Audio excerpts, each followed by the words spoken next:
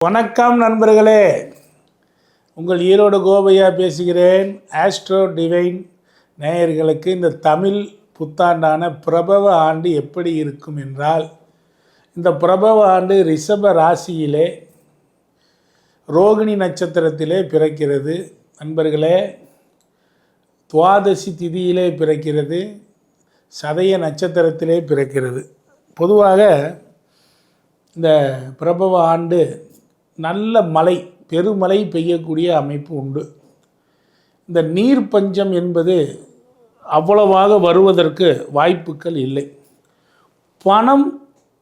பணம் சம்பாதிக்கும், பணம் நிறைய, பண மதிப்பு டாலருக்கு நிகரான பண மதிப்பு பிரச்சனையைத்தான் சந்திக்கும். தங்கம் விலை இன்னும் ஏறும். மாட்டுப்பண்ணை, ஆட்டுப்பண்ணை, இப்படி பண்ணை வைத்திருப்பவர்களுக்கு யோகமான காலம்.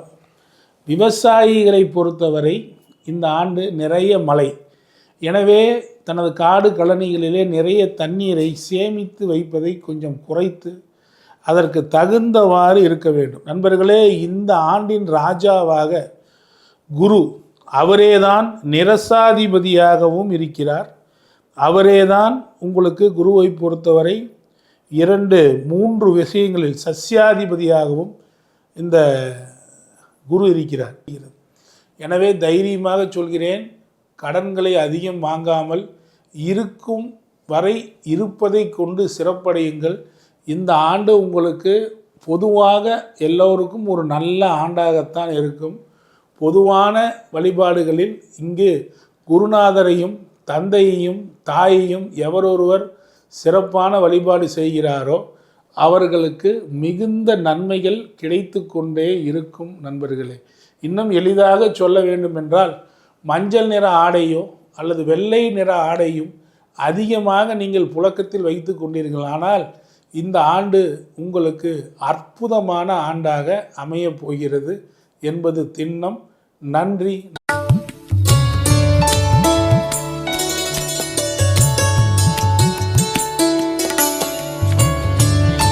ஆஸ்ட்ரோ டிவைன் அன்பர்களுக்கு பிரபவ தமிழ் புத்தாண்டு நல்வாழ்த்துக்கள். இந்த பிரபவ தமிழ் புத்தாண்டில் கும்பராசி அன்பர்களுக்கு என்னவெல்லாம் நடக்கப் போகிறது என்பதனை பார்ப்போம். ராசியிலே ராகு அமர்ந்திருக்கிறார், 2 சனி, 5 குரு, 7 கேது, இந்த மாதிரி அமைப்புகள் இருக்கிறது. நண்பர்களே, ராசியிலே ராகு இருக்கும் இந்த காலமானது எப்படியெல்லாம் உங்களை அலைக்கழித்து கொண்டிருக்கிறது. இடம் வாங்கலாமா, வீடு வாங்கலாமா, கார் வாங்கலாமா, நகை வாங்கி குவித்து விடலாமா, ஜாலியாக சுற்றுலா செல்லலாமா, இன்பத்திலே மிதக்கலாமா என்றெல்லாம் எண்ணிக்கொண்டே இருப்பீர்கள்.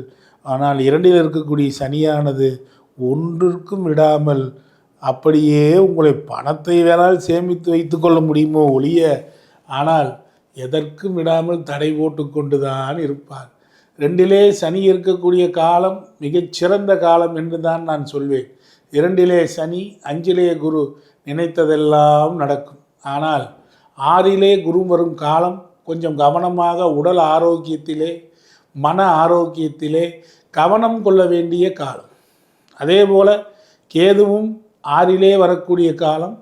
கட்டாயம் ஒரு கும்பராசி அன்பர்களுக்கு ஏதேனும் விபத்து, கண்டம், சர்ஜரி, நோய்வாய்ப்படுதல் போன்றவை இயற்கையாகவே நடக்கக்கூடிய ஒரு காலம் இருக்கிறது. இந்த பிரபவ ஆண்டானது உங்களுக்கு வருமானத்தை கொடுத்து கொண்டு தான் இருக்கும். போன விசுவாச ஆண்டுமே வருமானத்தை நல்லபடியாக கொடுத்திருக்கும். இந்த பிரபவ ஆண்டும் கொடுக்கும். ஆனால் பிற்பகுதியிலே நோய் சார்ந்த விஷயங்களில் கவனமாக இருக்க வேண்டும் என்று காண்பிக்கிறது.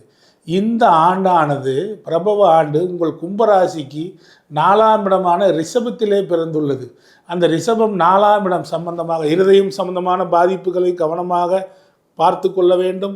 மூச்சு திணறல், இருதயம் சம்பந்தப்பட்ட பிரச்சனை, அல்லது தாய் வழியிலே ஒரு தொந்தரவு, அல்லது உங்களுடைய சுகத்திற்கு ஒரு கேடு வருவதற்கு வாய்ப்பு இருக்கிறது. எனவே கவனமாக இருங்கள். நீர் கண்ட இடத்தில் கண்ட நீரை பருகினீர்கள் என்றால் உங்களுக்கு பிரச்சனை வரும். எனவே சரியான பரிசுத்தமான ஒரு நல்ல நீரை பருகி பழகுங்கள். அதே போல் வாகனத்தில் போபவர்கள் மிகச்சரியாக எச்சரிக்கையாக போக வேண்டும்.